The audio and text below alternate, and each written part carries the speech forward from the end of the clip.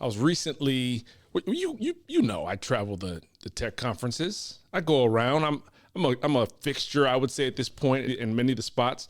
And then when we record stuff, we're now flying, Johnny Jones out to take video and share the experience and leverage it, for those who can't make it. But what starts to happen is we start to leverage that stuff and put stuff on social media and let folks know what we're experiencing.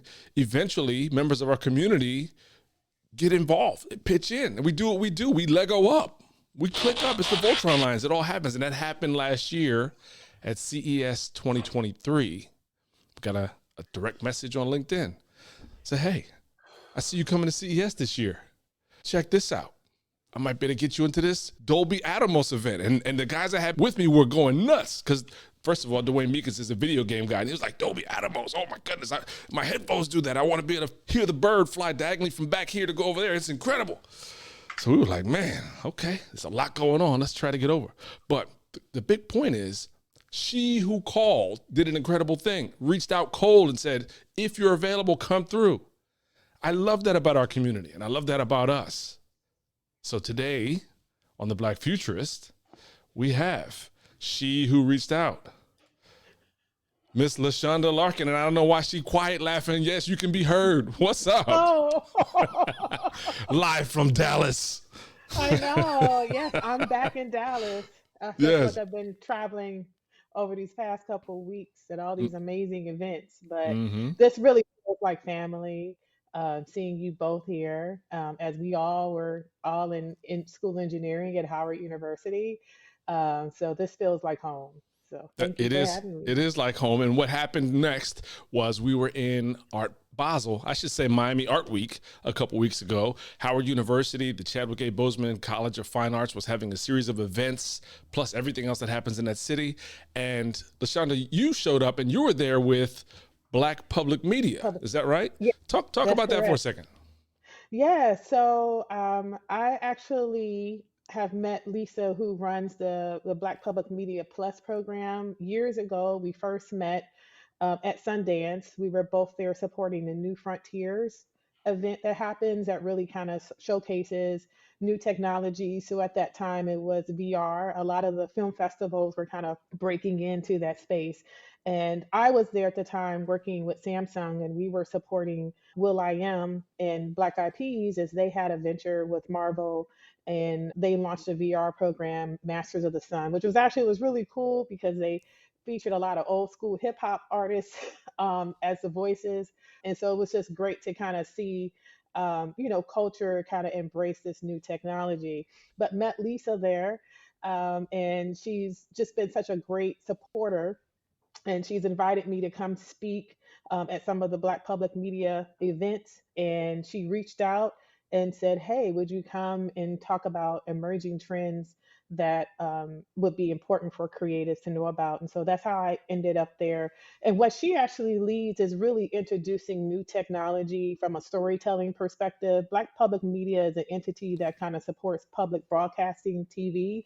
And so they're there to kind of help make sure that there's diverse content that's being made. So if you are a fan of, let's say, for example, PBS, they showcase a lot of great documentaries. Some of those documentaries are supported by Black Public Media. And Lisa's really in the forefront, realizing that storytelling can come in many different forms and mediums. And so she's really pushing how to leverage VR, AR, and other kind of technology to tell our stories. Excellent. I knew you were coming on the show today, and while we were in Miami, you mentioned one of my reasonably good friends. I would have said great friends until he gave me some crap earlier today. One of my reasonably good friends, Brent Hughes, is also joining us today. Hello. I love Brent, so you can't talk too much trash. This is my buddy right here. No, he's a great supporter. We follow each other on social. And so he just always has this wonderful positive energy. And I just love what you do during homecoming every year, just really pulling us together to come celebrate. So he's good people in my book. Yeah. Welcome the engineer formerly known as Chef Brent Hughes. Yes. Hello, people. Good to see your face. Yes. So, Leshawnda, talk about Black Public Media. What's your role?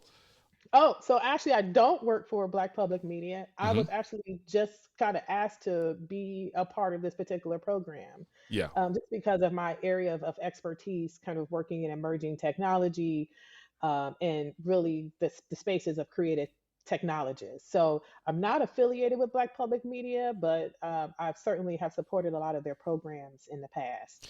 I contacted Brent this morning and I said, hey, Leshawnda's coming on the show and here's what we're talking about, emerging tech. And he gave me crap about it because apparently that was an insufficient summary of what we're discussing. But then she just said emerging tech at least twice just now. What say you, sir? She I think said my, it in the context of other things, didn't she?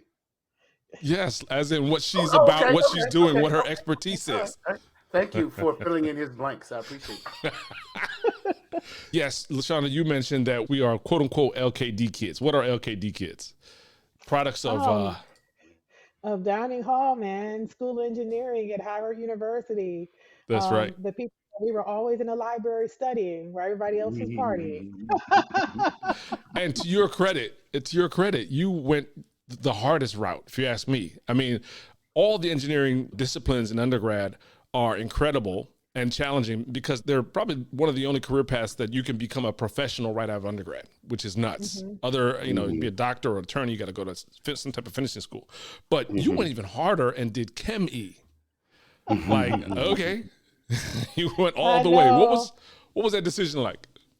Oh my goodness. I look back and I'm like, how did I pick chemical engineering? But I think at the time, at the time, I had interest in going to medical school.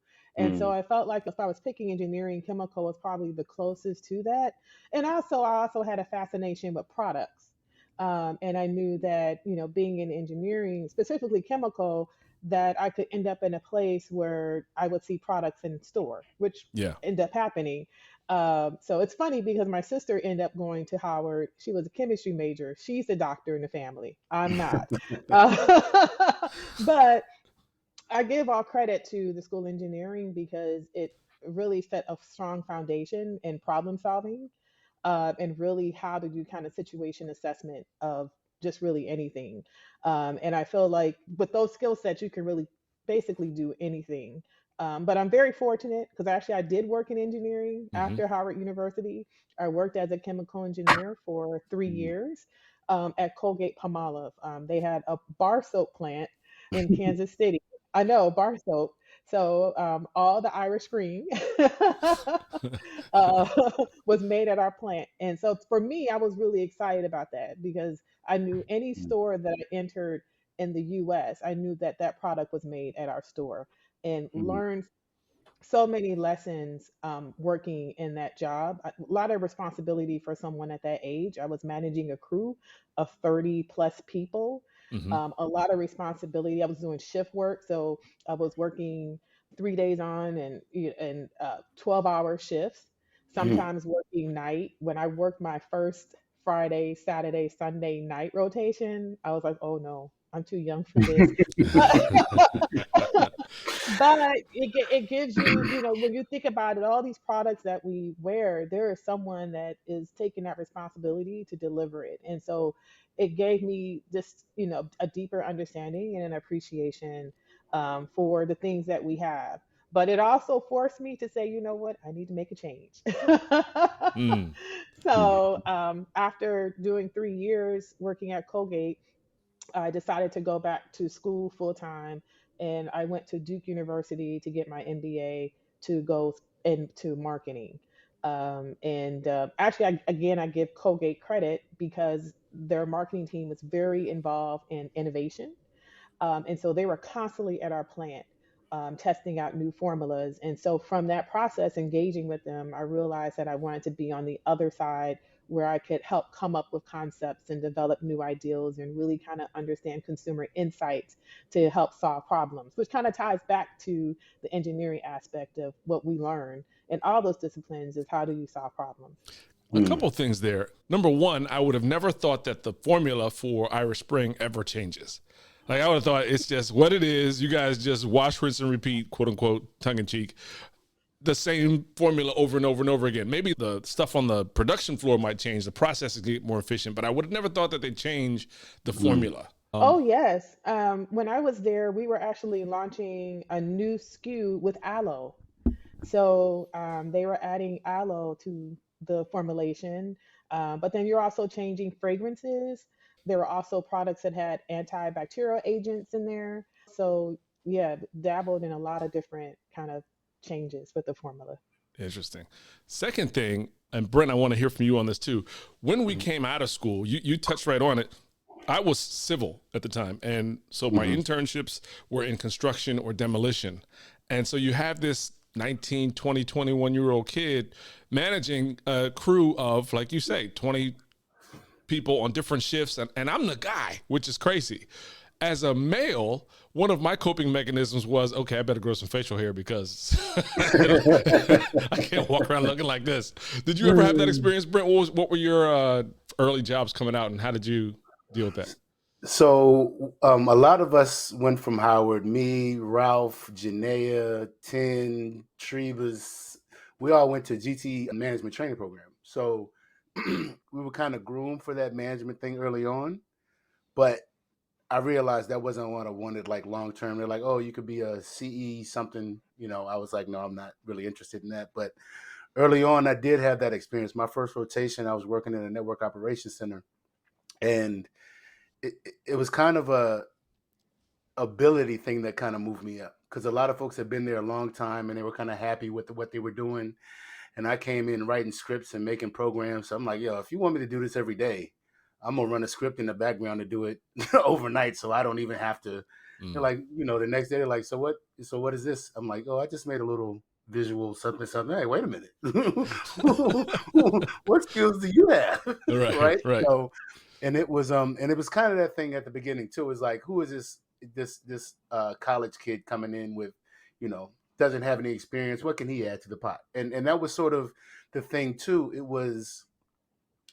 I'll give credit to the person that was managing the program. She did want to hire a lot of Black engineers. Mm-hmm. In hindsight, the only issue is she came to Howard for all of those. There were a couple that came from I don't Georgia find a problem Tech. with this. I mean, in the scheme of things, you know what I'm saying? You know what I mean? It's like it's like us having the only swim team, right? I'm happy for that, but it's disappointing in a way. It's all of us engineers who were minorities. There were some Latinos too. And on the program, there were also folks with MBAs, and they were the only white people. So they were like, how are we equal with the engineers? And we're like, we're fucking engineers. I mean, you can try to dance around that if you want to, but we're special regardless. And we're Black. So Right. and that was the thing. It was look at the management structure. I think there was one woman out of, I want to say maybe 10 or a dozen executives, and they were all white. No, it was one Black guy. There was one Black guy, but out of those numbers, and that was the thing. It was like, well, if we want to change the culture, then this is what it is. And then after that, I went, I actually moved back to DC and got a job with Lenny's company. And that was another thing. My progression has always been relationships. Mm-hmm. I say I've never gotten a job where I interviewed where I didn't know somebody. Oh, wow. It's never, and I think that's a credit and a debit because obviously I don't interview well.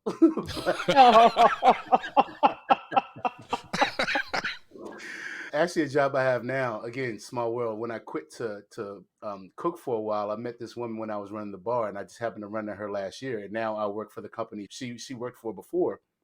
And I talked to her after I got hired. I was like, "Yeah, thanks for looking out." She was like, "I didn't say anything. That was you." I was like, "Oh, okay, thanks." You have a whoopee. You have a safety blanket that you actually don't even need. Right. And so after that, when, like I said, when I came to work with the consultant firm here, the lead on the project I was working on got sick, so I had to run the project. Same thing, and it was like I'd never done this before, but ended up getting an award for that. So it's kind of, you don't know what you can do, and sometimes you get thrown in a fire to prove it. So that was my experience.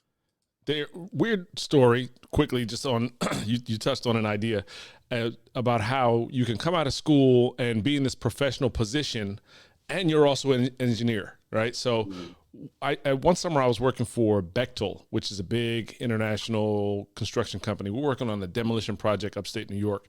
And when they do these big projects, they bring trailers out because those are the offices and the meeting spaces and everything. We're on a demolition site.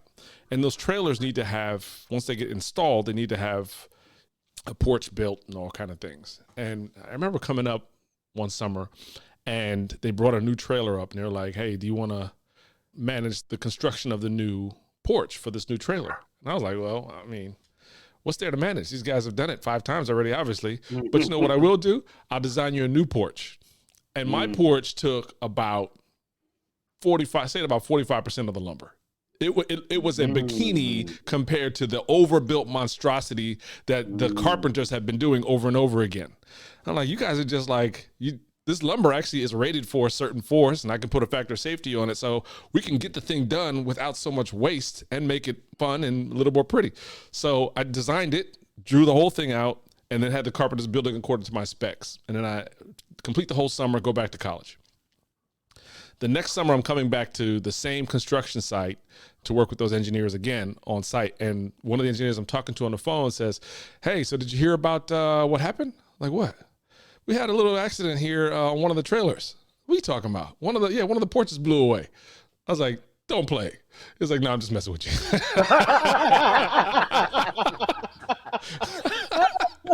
But these are the challenges and the fun parts of being a young engineer or a young professional, well-trained and thrust into the world.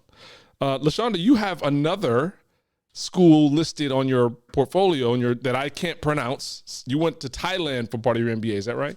Oh, yes, I did a study abroad in Thailand. So was that part of the Duke experience, or was that something different? It was part of the Duke experience. So Duke is great in the sense of having a study abroad program. And I wanted to go somewhere that I probably normally wouldn't have picked for myself to go. So I actually spent a term in Bangkok, Thailand. It was a joint venture with Wharton. Okay. And so we were there with some Wharton students as well as some Northwestern students too. It totally changed my life having that experience. So. I have questions. Again, question one, I want you to answer both of these kind of in whatever format you want. Number one, I want to know, like, who were your parents and what was the discussion when you said, I want to go to chemical engineering? And then I also want to know, once you're in there and then you go to your MBA, what do you learn in Thailand that's different than what you're learning in Durham?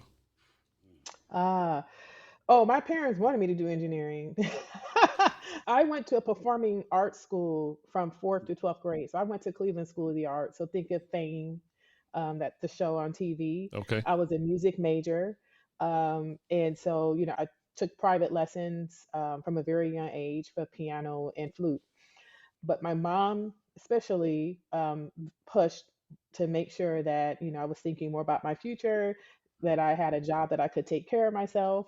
I don't know if you remember back then, we didn't have the internet, so we had to go to the library and they have those those big books that had all the jobs. And so you would look through the books, like here's the different careers. So I would do that. And so I actually had the opportunity my junior year when I was at Cleveland School of the Arts to intern at NASA. At the time it was called Lewis Research Center. I think it's now called Glenn Research Center. And so that really kind of turned my head to really start looking at engineering was that internship opportunity. And I was shocked that I even was awarded the opportunity because I went to a performing arts school, but I had very good grades in science. My chemistry teacher was a bit advocate. So that's how that really kind of to steer my career into engineering. So, yep. No pushback from my parents. They were like, go and make that money for yourself. You are the exact person that we need to call if Close Encounters of the Third Kind ever happens, and we got to do that. Boo, boo, boo, boo, boo. You got music and science and NASA all wrapped up in one woman. And I think about it, mine was similar because I don't remember how I chose electrical engineering, but I had a cousin that went to Howard who did chemie. I want to say she finished in maybe 90, but I remember going to the library and coming out with that answer, but because I knew I liked physics, math, and electronics. But I remember going to the library and coming out with saying, oh, electrical engineering, that's going to be it. Wow. That's great. So, and I started taking piano during the pandemic too. So, do you still play, Leshawnda? I do. I have a keyboard over here. Probably not as good as I used to because I practice all the time, but Mm. I still have my flute. No, don't have me try to play any Andre 3000 songs. But, but actually, I was in the marching band at Howard for my first 2 years. So I Okay. was able to kind of, still stay in that. But by that third year, I was like, I need to take a step back because, you start getting more into your core curriculum. Yeah. And all I got to say is one word, thermodynamics. So I was like, oh no. That's everybody's one word. No, or Or electromagnetic theory. And I played football for 2 years, and then I was like, I'm out of here. who did you have for thermo, by the way? Dr. Collins. I had Dr. Fan. It was very hard. That was difficult. That was It a was butt hard. kicking. And then I had to take it again because Mm. then we also had to take physical chemistry 1 and 2, which is basically Hmm. kind of the same stuff. So I was like, oh God, I have to do it again. So you come out with the chemie degree. You end up working at a plant. It sounds like a production plant. Hmm. But then looking at your history, you've got at least a decade of CPG work because you had this interest in products. What was that? Like, Hmm. what did you, I guess once you did your MBA, what was your involvement in the CPG world? Oh, so I would say probably a good portion of my career was in CPG. It started, I interned at Coca-Cola when I was at Duke, so for me just to have that experience of working on one of the world's largest brands was amazing. Now, I wasn't necessarily crazy about my project, which was trying to get more high school students to drink more Coke, but You're a pusher. Uh, I'm your pusher. but it did confirm that I wanted to work on things that I could relate to and my friends could relate to. So I mm. spent many years working in consumer packaged goods. I spent time working at Johnson and Johnson, working on blood glucose meters. I know for people who to have go with diabetes. the Coca-Cola after they did I the Coca-Cola. know. That's exactly I right. know. I know. I Hey, know. I know. complete the pipeline, baby. Complete the pipeline. Then I went back into beverages, and I worked at Cadbury Schweppes, which then turned into Dr. Pepper Snapple. And so I worked there for about 8 years, 4 years in New York, and I was working on a lot of their non-carbonated brands when I was in New York. Worked on mixers, which are products that are used to make mixed drinks. So that was a very fun time, Mm, and that was around the Sex and the City heyday. So we were doing a lot mm. of martinis and mojitos. I know she got a Um, full bar at her house right now. I know there's a full bar over there. shake, shake. Um, and then I when I came down to Texas, started working on Snapple and worked on some just amazing programs, like supporting the Celebrity Apprentice. We were on a finale for that, so worked with Brent Michaels and Holly Robinson Pete developing new products. Worked on the Amazing Race show. We had some products associated with that program, and Love then we that also show. did a program with Maroon 5, where they came and designed their own tea flavor as well. So, spent a lot of years in beverages. Then I went down the street to work at Frito Lay. So then I was like, well, what goes great with beverages? Chips. so, so I worked a couple years supporting all the various brands there, Doritos, Tostitos, and their promotional group. And then one day I got a call from a headhunter about an opportunity at Samsung to Mm. work in VR. And that's what kind of started me on my path to go more into emerging tech. This is where we get to pondering tomorrow. See, Brent and I manage a shared thread on, what is that? I guess it's a group on Instagram. Yeah. Is it a group? What is that called?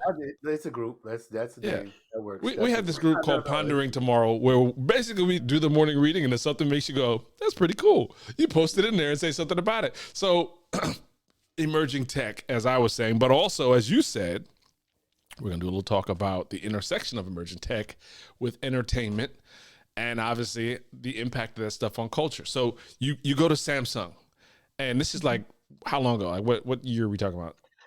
Oh, was this like 2015, I think, Okay, maybe? so we're already in the Um, cool era. Like we're way past like brick phones or bad TVs. Mm. We're in like they're the best TV, and they're also doing wearables, right?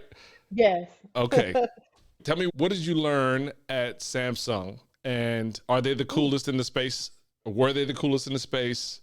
Well, What's what I interesting today? loved about Samsung at that time was that I've always been fascinated with innovation. Hmm. And I love, especially when a role that I had allowed me to, you know, introduce innovation, whether it's new flavors, new packaging sizes.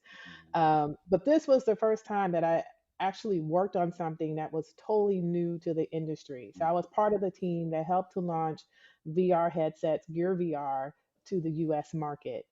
And so that was an interesting process because when I first joined, the product was in beta. So every day it was like, I think we're going to launch or we're not going to launch. So I had to be very comfortable with uncertainty and ambiguity because it was every day it was like, what's happening here? Um, but it Was was it so already launched in fascinating. Korea or somewhere else, and you're just trying to figure out how to get it in the U.S. market, or was this the core market that we're No, introducing? it was launching kind of globally Okay. in a sense. But I do know that Korea gives a lot of weight to the US market Hmm. because a good portion of the sales come from this market. Yeah. Um, so yeah, so what I loved about this assignment was that it really kind of clearly highlighted for me the importance of not just supporting the device, but really looking at the ecosystem. So also from a content perspective, we had a great partnership with Facebook with Oculus, Hmm. but they were only delivering a certain type of content for us. And so Samsung took basically said, hey, we're going to develop our own app as well that features a different type of level of content because it's great you can put these devices out there, but what's going to keep people intrigued is the content and having Yeah. just constant content coming through. And so that's where I really started to get exposure working with creatives. And in that space, I was realizing because this was the early days, there weren't really a lot of people of color, working in this space. And so I actually cold called a couple of individuals who were working in this space, and it was great. Like it started to create this community. It almost started to feel like a little bit of a Harlem Renaissances in a sense. We would Nice. all show up at Oculus Connect, and I would hang with all these cool, people of color who were wanting to venture and do something in the VR space. And what was interesting too, that I was starting to come across a lot of directors who normally would do 2D films, and they were wanting to get in and expand what they do. And so I started mentoring, giving them tips because what I realized, especially with our community, is that there's really a big knowledge gap. And it's almost like why I reached out to you earlier in the year about CES. I'm always wanting to make sure that we are aware of what's happening out there, especially Yeah. since we are helping to set the trend with our content, and I feel like we need to also understand the tools that are available to us. And so that kind of started this mentorship opportunity where I really started working with creatives. Something simple as letting them know we had a demo loaner program so they could showcase their VR work to a large group of people and not have to buy devices. Yeah. Yeah. Some people didn't even know about that, or giving tips on when you're creating your content, how do you stitch it so it doesn't look crazy, or the type of content, how does it perform, because we could see performance, hey, this type of content performs well, maybe you should kind of create in this space. And from that experience with me mentoring people in this space and creatives, that kind of led me to get into the television academy. One day one of the individuals I was working with reached out and said, we thank you for all this great work that you're doing in this space. I think you should look at joining the academy and I would help shepherd your application through. And I was like, me? Really? Awesome. Wow. Okay. And that's how I end up joining that piece. And so from that experience, I really started to learn how to work with creatives, because they have all this great excitement and energy and thinking out the box, but there needs to be a process to kind of help streamline it so that it's beneficial and that they can also make money from it as well. So You're talking our language because we've touched on this topic before that engineers are creatives. And so, like, to hear you say, I'm working with creatives and they need to have a process, it's like, duh, this is obvious. You sound like an engineer yes, teaching other non-engineers how to engineer. That's actually yes, it. That's yes, Right. no, incredible. it is. Yeah, and I never imagined that my career would go this path because again, the early part of my career, many years, I was working in consumer packaged goods and I really Right. thought that I was going to stay in that space. And I took a leap of faith with the Samsung position. And, for the first 3 years of my time there, was really working in this innovative space of virtual reality. And what was great about it, there was no ROI. So Mm. so a lot of So you companies could. were just throwing money in. Oh, it's gonna cost $200,000. That's okay. Let's do it. I'm like, oh Mm, really? Okay, great. So it was like the early kind of wild wild west where anything kind of could go in this space. And then because of it being so new, our team started to kind of mentor and talk with other companies, because then of course brand companies are trying to find unique ways to connect with consumers. So mm, went to different companies like Pepsi and Kraft to really talk to them about how to leverage VR with their content. So it was a really just fascinating time and experience that I think very fondly of, especially meeting so many great Black creatives in this space. I mean, mm. it really felt like this cool Renaissance kind of Love time. it. Brent, quick note. When Mm. you invent the time machine, I need you to go back in time and give Leshawnda my phone number around Mm. 2015, right when the Wild Wild West money starts coming. Yeah, we need some of that Wild Wild West money. I need some of that Or, right now. hey, you talk about the future. Where the next Wild Wild West money? There was the question I wrote down. I wrote down, where is the new Wild Wild Where's the West? new Where's Wild the Wild current West Wild money? Wild West, Leshawnda? Oh, I would say probably AI, but everybody is trying to really figure out how to leverage AI. I mean, I still think that there's something there with the metaverse. I think people are just trying to figure out, okay, how can I best utilize metaverse for my business or monetize in that space? I don't see that going away. I think it probably has more of a B2B kind of application right Yeah. now, where the strength is taking place. But definitely, I think everyone is trying to figure out AI. I think also immersive kind of experiences, whether it's using immersive technology or creating immersive experiences. So I'm excited for you as you're going to CES, if you can see Dolby Live or see the Sphere. You're just seeing more and more places kind of pop up where consumers want to have just a deeper experience. And then from a creative perspective, they want consumers to experience their content how they hear it in their mind. Yeah. Uh, Mm, And, so yeah, and you touched on the thing, you went right to it. It oh, I was did. the exact conversation that you were having and saying about where VR was the conversation I've been having for the last year about the Sphere. It's like, okay, you've got this incredible venue, but what does it take to create content for it, and who's allowed to and who's equipped to? What have you been hearing, or what has your conversations been around the 8K spherical content that is required for a space like that? Well, I haven't really been involved in a lot of those discussions, but again, it goes back to the opportunity, even knowing about the opportunity. Do you have the training and the skills to develop this content? And so I hope that there are people who are helping to mentor people, especially people of color in this space, so that we can, be a part of that experience as well. I mean, Yeah. again, when I think about culture and what we drive, I mean, if I just take like Usher and that whole experience in Vegas, just imagine if it was at the Sphere, and I mm, think about so many people who went to go see him. It was amazing, all age ranges, all backgrounds. And so I think it's important, just as we have people who are in front of the camera, that we need people behind and working the technology as well. Because sometimes there are things that happen that maybe people don't know about, but we do. Yeah. I remember when I started working in VR, one of the issues I had was there was a lot of content showing us rapping in these dark, like hallways, women twerking underneath bridges.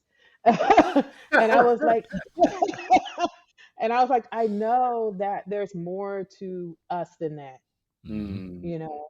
The word that came to mind was algorithm.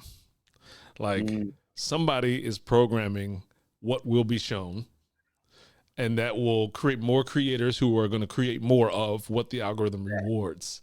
And until we pull the curtain back on the wizard and say, hey, Wiz, could you maybe entice some other images? I think that's something that's a worthy goal. Like, how do we figure out how to incentivize other images? Yeah, Yeah. it's interesting.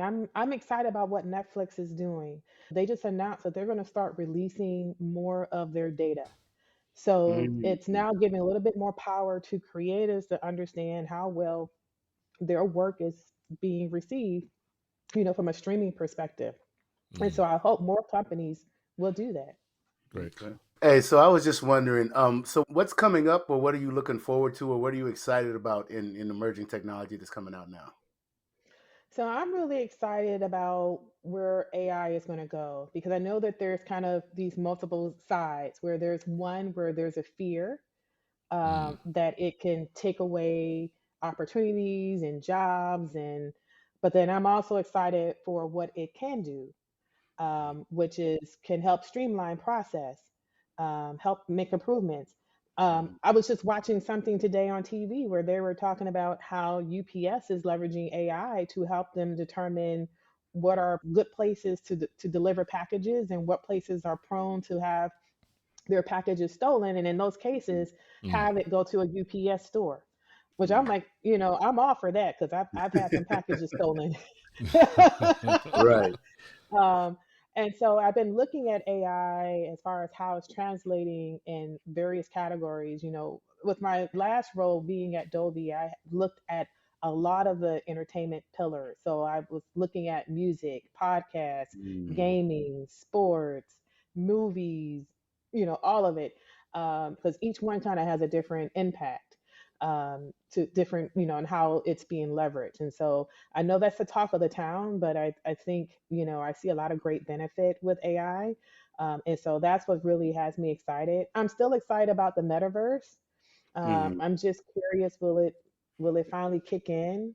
Because when you think about, the metaverse and like let's take VR for example, it can be seen as an entertainment kind of format. And so if you think about your time as far as how you consume entertainment, like in a pie, it's going to have to take away from something else that you're already Mhm. doing, whether you're listening to music or watching TV. Is it going to be compelling enough to kind of pull people away from their normal ways of consuming entertainment? And I still think that there's something there. Mhm. So I get the scary buzz on that. It's the iRobot scary piece. Like everybody inside the helmets and nobody actually sees the other person. And it's like, do we really need that? I don't know. It's coming. You can't stop it now. It's But coming. And to your point, it's what are people going to do with it? And right. because I was talking to somebody about it in a couple months ago.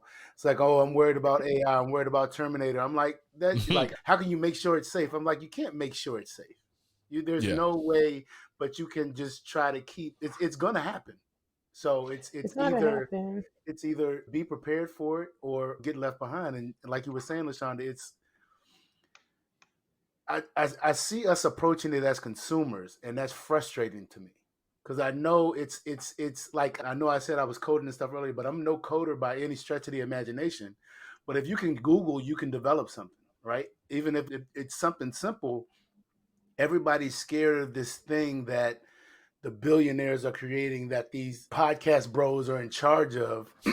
But that's just what we see. Yeah, I mean, you could create something on your laptop or your desktop that at least gets you involved in the creation process of what this can do. Yeah. I think we're also going to need some policies put in place to kind of help Yep. provide guardrails on how we leverage AI.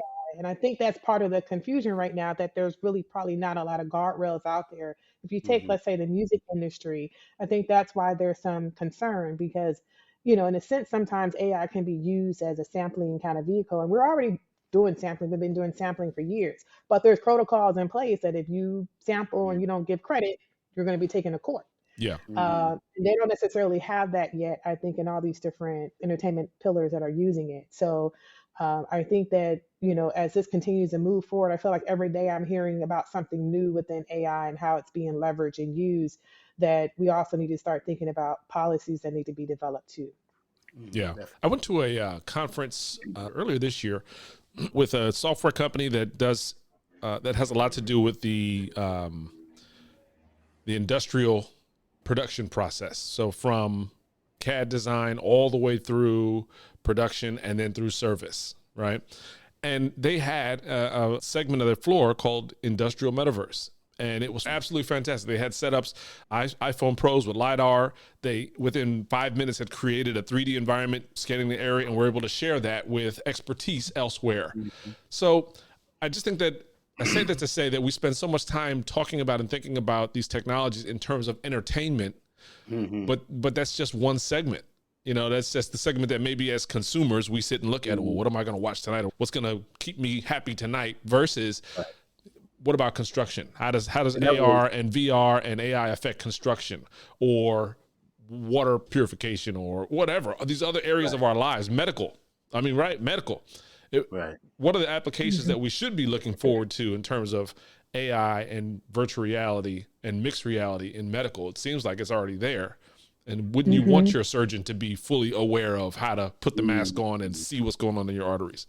That was funny you said that, because bringing it back to the tailgate, you know, we did it at a Florida Avenue Grill this year. And I took my phone and I did a LiDAR scan, because Cree was asking, what are the measurements of I did the LiDAR scan, and then it gave me the dimensions, and I was like, here you go. She's like, how you do that? Right. Okay. Party with a purpose. That's right. Exactly. That's right. And we're going to work on our house. So I paid for the subscription so I could scan the house and do the same thing. That's great. So then you do the model of your house, the 3D model of your house, and then you look at it and realize how filthy, like, dang it, I didn't realize these books were sitting there. You got to clean it. You got to cut that part out. But again, the AI can do that. It's got the technology. It was like, oh, just show me the walls and the floor. And it'll do that too. That's better. That's way better. Yeah. Leshawnda, what's next? If you put on your futurist hat and say, hey, look, man, this is where I think we're going in the next 2 years on the industrial side, and here's where I think we're going on the consumer side, what are you pre-positioning yourself for? Well, one of the trends that I talked about was really around globalization, and just really seeing everything kind of blend together. You know, in the past, America was kind of seen as we're the developer of all this great content, whether it's music and movie. And as you've seen and experienced, there's been a lot of great content coming from all over the world. Yeah. So I almost feel like it's not going to be really any kind of division. It's all just going to be kind of as one. I'm thinking greater focus on health, self-care, and digital aspects. Because especially just with everything that we've gone through with the pandemic, and just, well, I feel like we're still going through a lot, what's happening in the world, that there's a greater focus on how can we provide self-care. And there's a lot of digital applications from that perspective that has me excited. I think just even from a content creator, thinking about how can my content live in many different forms, starting to see what I call cross category kind of work happening. So, you know, not just thinking about how your work lives, let's say in a movie, but could it also live in a podcast? So it creates more of this 360 structure. Yep. I see more and more focus around creators really having the tools to really bring their visions to life. So whether it's through spatial audio or from a vision perspective, like HDR10 Plus or Dolby Vision, really, how can I have the most real experience and deliver that to fans? So, Right. What about for parents whose kids are entering middle school? Like, what should they be thinking in terms of, hey, in 4 years, you're going to be going into college. What should we be looking at is majors that are going to be fueling our future? I'm hoping that more people would think about engineering.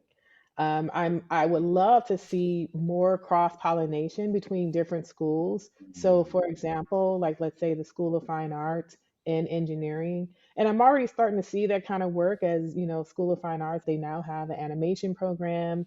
They're now bringing kind of that VR kind of technology. They're incorporating spatial audio into their training, and I love that because I love, people love performing, and we all love the artist. But the greater opportunity that I see is really being behind the scenes, how to deliver that output, to the world. And so I would love to see more of that cross pollination. I see engineering probably changing, probably some new fields coming in from a computer kind of aspect. But with programming, I felt like, when we went there, we had to do a little bit of programming. I feel like Yeah. there's going to be much more programming, coding heavy. I don't know how I feel about that, but Right. Me either. Right. But that's a great lead in, because Brent's working on some things with Double E. And I guess the question that I wanted to hear from both of you is, if you were to be charged with going back to your department now, what would you advise and changes? Well, for me, I think to her point, it's the cross pollination, right? And like we talked about before, Bryndan, it's what does electrical engineering mean in 2023, Right. right? When we were there, our professors were focused on power and delivering power, which makes sense. And then as we were in school, it kind of transitioned to more on the computer side. So because you had the internet coming out, you had all of those things that were, because even circuits, I mean, you had to improve the microchips, you had to improve computer performance.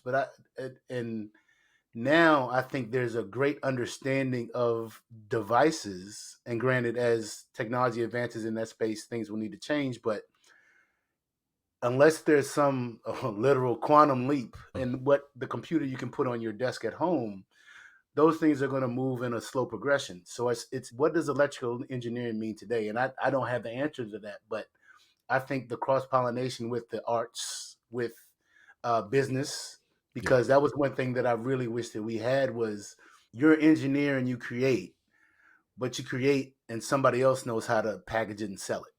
And not saying, you're not going to be a jack of all trades. You shouldn't try to be that, but you should at least have an understanding of monetizing your creation.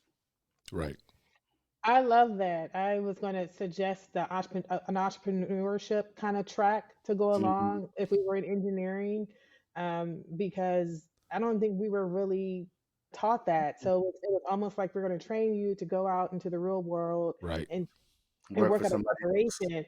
Yes, versus, hey, you can develop a new formula, you can develop a new app, a new kind of electrical system, and create your own company and monetize that. And so I would love to see more entrepreneurship kind of classes, where I know we have the entrepreneurship center now, that's being led by Aaron McKinney. To maybe there's more offerings there.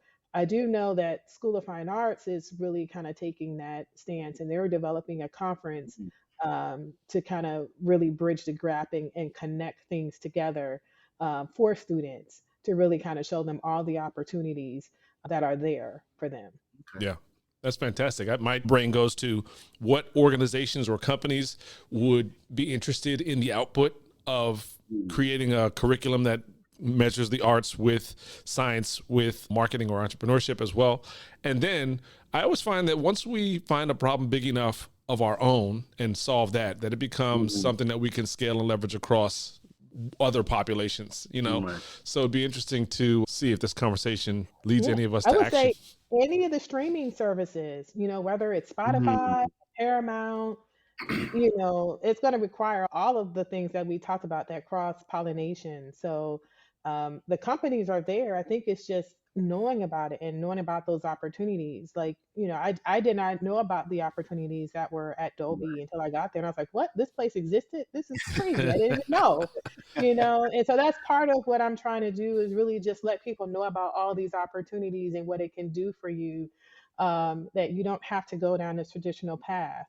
And there's nothing wrong with the traditional path, but And I think that that's part of it too. Is, Bryndan, your question was, what do these kids have to look forward to when they go to college? And so many places aren't requiring that bachelor's anymore, right? So there's the opportunity there of, and I'm thinking, like you were saying, the VR or Metaverse is perfect for education, I think too, because if I tell a sixth grader that I'm an electrical engineer, how can I explain that to him so he understands it? And if, again, somebody that's in high school considering college, if she asks about engineering, I might not be able to answer the question. But if that content was created, because it doesn't even have to be created nowadays, right? It could be Ask ChatGPT or something in that space what does engineering look like? And granted, you get the text piece, but I can see that, oh, now we're going to set up a school in the metaverse where you could just walk down and it would go out and gather information and create a curriculum or whatever, and then show how engineering matches with construction, how it matches with art, because you need the lighting and the sound and all of this stuff too. So I think there's all the pieces are there. And to your point, we just got to figure out how they go together and who that's valuable to. Yeah. I'm so much more interested in revolutionizing probably elementary versus college to start. Like start at fourth grade, fifth grade, get them used to new tech. Preschool's tough. You know, but I get it. They're getting phones in their hands. Man, nah. Again, it's happening. It's happening, right? Yeah. So to my whole point is to start earlier, right? Start way early. We can create content at higher levels. Like you can have college kids creating content that fuels the educational experience in fifth grade, fourth grade, third grade. But you fast forward 10 years past that, you've got these incredible people who are not only digitally natives, but they're also producers. They're used to consuming at a distance, expertise from all around the world, and now they're hitting college. How will they become as alumni? How will they revolutionize and change their schools then versus kind of starting so late in the process as college? It's too late. That's definitely too late. Because that's one of our biggest heels as Americans is we're still training people to work in factories. Just be smart enough not to blow everything up. That's all they want. That's all they want. And if you do blow it up, well, we got 10 more to replace you anyway. Yeah. So that's it's a cultural shift that needs to happen also. Leshawnda, what's your dream gig? Well, like you got the magic wand. You can like say, hey, look, for the next year, I'm going to spend my time getting rewarded to do what? Wow. I think where I really love is the area around partnerships, but in the area around that intersection of entertainment and tech with a layer of mentorship. I really love mentoring creatives in the space, especially diverse creatives. Really trying to break open the paradigm to really make it an equal playing field so that everyone is aware of the great technologies and support that's out there and how you can leverage these tools, the jobs that you can have. And so that's what gets me excited. I love it. Leshawnda Larkin, thank you so much for joining the Black Futurists. You are the Black Futurists for a day. You are the Black Futurists. I saw Mike Tyson talk about taking hallucinogenics, and he said, if you do the toad, you become God for like 3 minutes. Like, what, you get to talk to God? No, you are him. You've been the Black Futurist for a day. Thank you for having me on again. This really felt like home, being with you all. I'm just so glad that you have this vehicle to really talk about the future and how it pertains to Black people. I think it's important that we think about innovation. How do we drive it? How do we support it? And your podcast is really helping to drive awareness of some of these great technologies and tools that are out there. So continue to keep moving forward in this space. You are welcome back anytime. And if you're going to CES this year, I'll be there. Holler at me so we can go do some cool stuff. We got the cameras and everything. We're doing all of it. Awesome. Thank you. Thank you. All right.